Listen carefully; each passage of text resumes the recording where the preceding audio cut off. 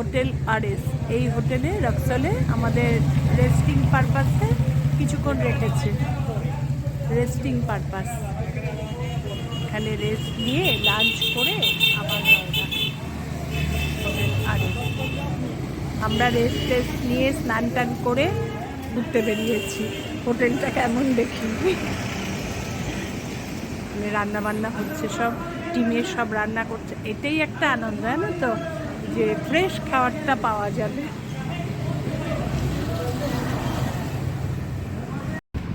দুপুরে লাঞ্চ দিয়ে দিয়েছে, ডাল, লম্বা লম্বা বেগুন ভাজা, আলু পটলের তরকারি। কর্তাকেও তাই দিয়েছে, খাওয়া শুরু করে দিয়েছে, আমিও খাওয়া শুরু করবো ভাবছি। এবার মাছ দেবে। এই খাওয়া দাওয়া শেষ হলো, সবাই মিলে এই খাওয়া দাওয়া শেষ হলো। লাঞ্চ খুব ভালো রান্না করেছে, ডাল ভাজা আর আলু পটলের তরকারি দেখালাম, তারপরে মাছ চাটনি সবই দিয়েছে। আর তারপরে হাতে ঠোলে আর ভিডিও করতে পারিনি, ভালোই লাগলো। এখন বেরোবো, আমাদের ভাই এখন খাচ্ছে, এই যে এরাও আছেন আমাদের সঙ্গে, এরা পুরো টিমটাই আমাদের এখন 26 জন, প্লাস ওরা এসছে আরও 5 জন, 31 জনের মতন এসছে।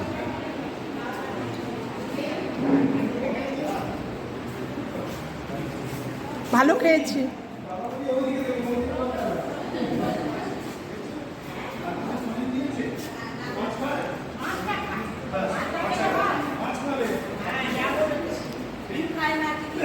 একটু আমার দিকে একটু,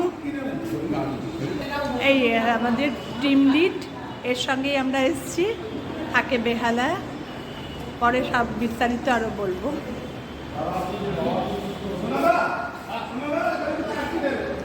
এই বাসটাতে আমরা যাব এবার পোকরা, পোকরা না চিতওয়ান, চিতওয়ান, চিতওয়ান, পোকরা না চিতওয়ান। এখন আমরা যাব চিতওয়ান। চিতওয়ান যেতে কতক্ষণ লাগবে? 4 ঘন্টা। এই দেখো 4 ঘন্টা লাগবে। হ্যাঁ না,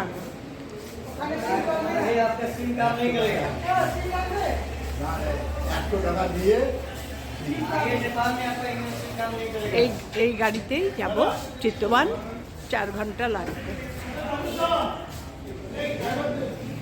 চিতওয়ান যাব এখন। এই গাড়িতে এখন উঠছি, চিতওয়ানের উদ্দেশ্যে পথে রওনা। রোদ ভালোই উঠেছে, খুব মজা লাগছে। আর 26 জন মিলে যাচ্ছি, সবাই খুব ফ্রেন্ডলি গো। হাতে নিয়ে নাও না, আমারটা হাতে থাক। চলে এসো, রোদে বেশিক্ষণ থেকো না।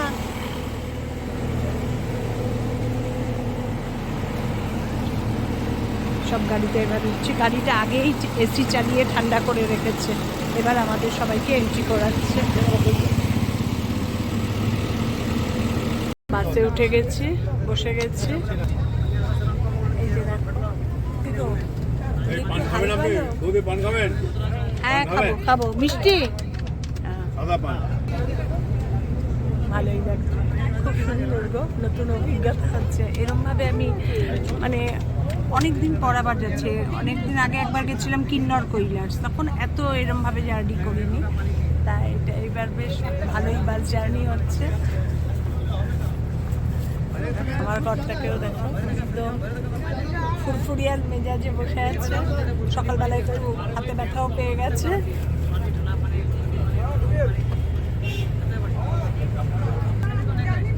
এবার আবার চিতওয়ানে পৌঁছাই, তোমাদের সঙ্গে আবার কথা বলবো। রাস্তার সিনারি কেমন না কেমন সব দেখাবো তোমাদের। নেপাল কাস্টমস ক্রস করে গেল, করে এবার গাড়ি দাঁড়িয়েছে, কাস্টমসের সব লেনদেন হচ্ছে। আর এরপরেই আর টাওয়ার পাওয়া যাবে না, নেপালের সিম নিতে হবে, নাহলে টাওয়ার পাওয়া যাবে না, নাহলে হোটেলে গিয়ে হোটেলের ওয়াইফাইতে।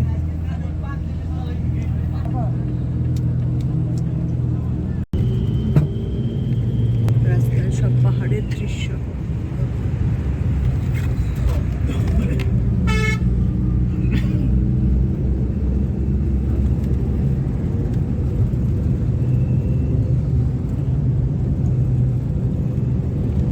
করতে করতে আমি একটু ঘুমিয়ে পড়েছিলাম, এত সুন্দর দৃশ্য হঠাৎ করে চোখে পড়তেই ভাবলাম তোমাদের একটু দেখাই।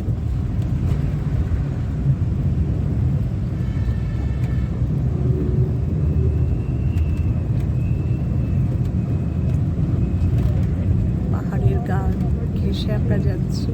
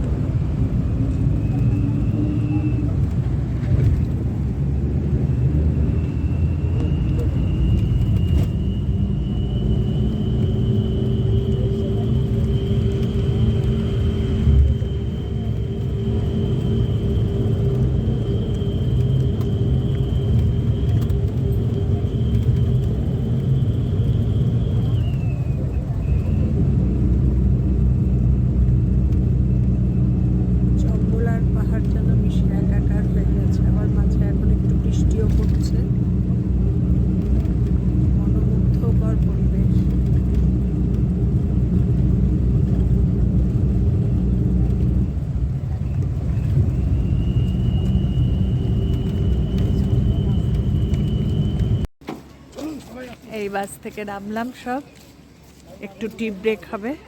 এখন আমাদের 4 ঘন্টা জার্নির পর এই নামলাম। নেমে এখন একটু চাটা খেয়ে ফ্রেশ হয়ে আবার স্টার্ট, আবার 1 ঘন্টা কি 1.5 ঘন্টা।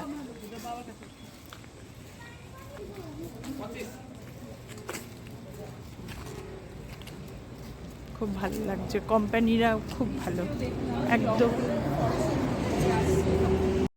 এই আমরা চেতবান হোটেল রয়্যাল সাফারিতে এসে ইন করলাম। এখন বাজে 8:30। দাদা 8:30, হ্যাঁ গো 8:30 বাজে না গো। আমরা এই ইন করলাম 2:08 বেরিয়ে একটু রেস্ট নিয়ে চা খেয়ে এই এসে পৌঁছালাম। এখন 8:30 বাজে, অন্ধকার চারদিক হয়ে গেছে। এই যে গাড়ি থেকে সব নামছে এক এক করে।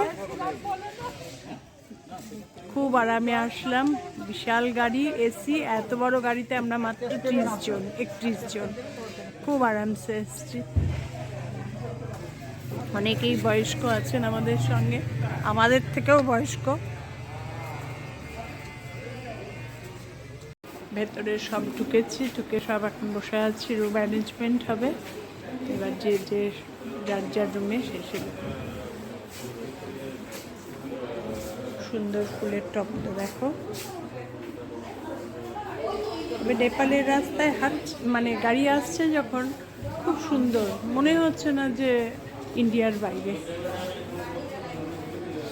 তবে বেরোনোর মুখে রাক্সাল থেকে কাস্টমসের ওখানে অনেকক্ষণ টাইম স্পেন্ড হয়েছে।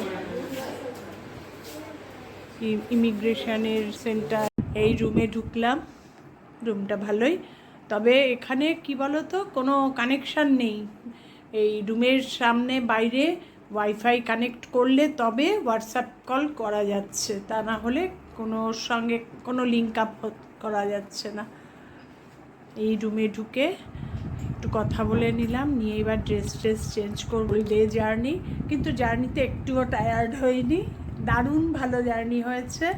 মানে বিশাল এসি বাস, আর লোকও খুব কম, ইচ্ছা মতন যাতায়াত করে মানে করা যাচ্ছে, যার জন্য ক্লান্ত হইনি। এখন রিফ্রেশ হয়ে ডিনার করে আজকের দিনটা ফার্স্ট ডে রাক্সালে কিছুটা করে শেষ করলাম, আর এখানে এখন দিনটা শেষ করব। ডিনারটা একটু দেখাবো, দেখিয়ে তোমাদের সাথে কথা শেষ করব, কারণ বেশি করতে গেলে না অনেক বড় ভিডিও হয়ে যাচ্ছে, তাই দিনেরটা দিনে হচ্ছে না, একদিনেরটা দুদিনে আমি শেষ করছি। খুব ভালো ঘুরছি গো, খুব ভালো। তো দেখো সেও ঠিকঠাক আছে একদম। তুমি কেমন আছো বলে দাও, ঘুরছো, কেমন ঘুরছো? চালিয়ে যাচ্ছি। ঠিক আছে, আবার পরে কথা বলবো ডিনার টেবিলে।